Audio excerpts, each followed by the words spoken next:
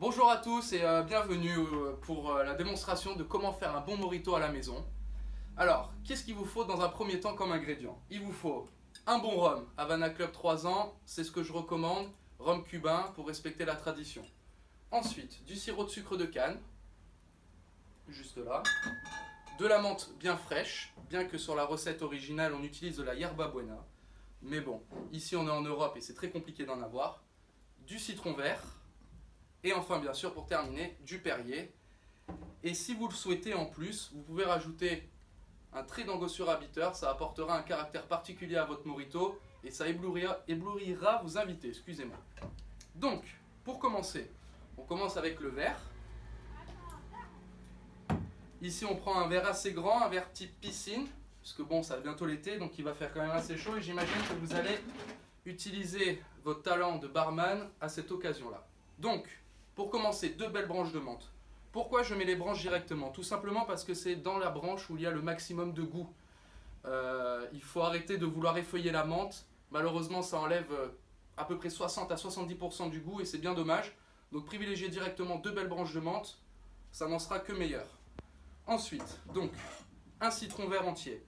Pourquoi entier? Parce que le mojito à la base est recherché pour son côté acidulé. Parce qu'on sait tous que le citron ça permet de déshydrater et le mojito à la base est un cocktail qui est fait pour déshydrater, pour rafraîchir. Donc on utilise un citron vert entier, c'est ce qui est vraiment recherché. Donc ici on utilise un lime squeezer qui est un appareil magique pour le barman et on presse le jus de citron frais directement. Alors bien sûr, si jamais vous n'avez pas la possibilité d'avoir ce matériel ou du citron vert frais, n'hésitez pas, vous pouvez utiliser des jus de citron vert que l'on peut trouver dans le commerce déjà pressés, ou alors, mais là avec un peu plus de retenue, du pulco citron vert. Mais alors n'hésitez pas à le diluer dans de l'eau avant parce que sinon ça sera beaucoup trop acide. Voilà. Donc, pour le citron vert, c'est fait.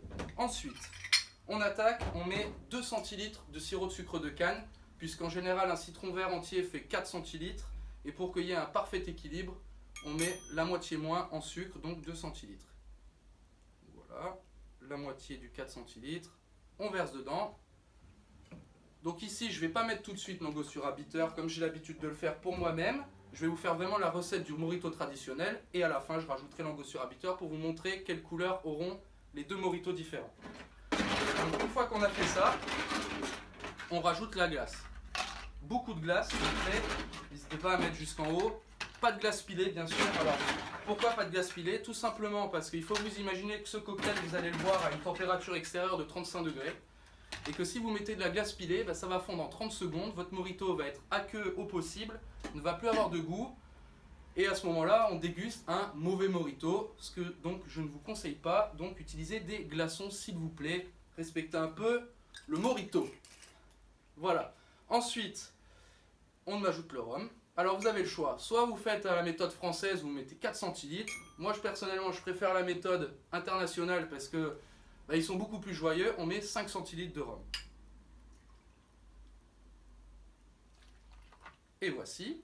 Et enfin pour terminer, on rajoute le Perrier qui va permettre d'allonger le mojito jusqu'en haut. Et voici.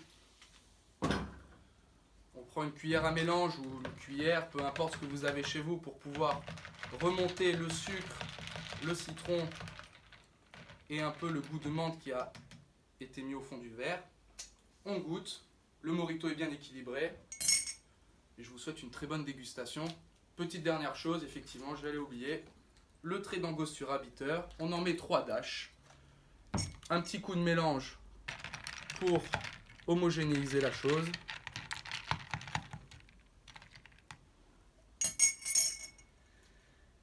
Et je vous souhaite une très bonne dégustation.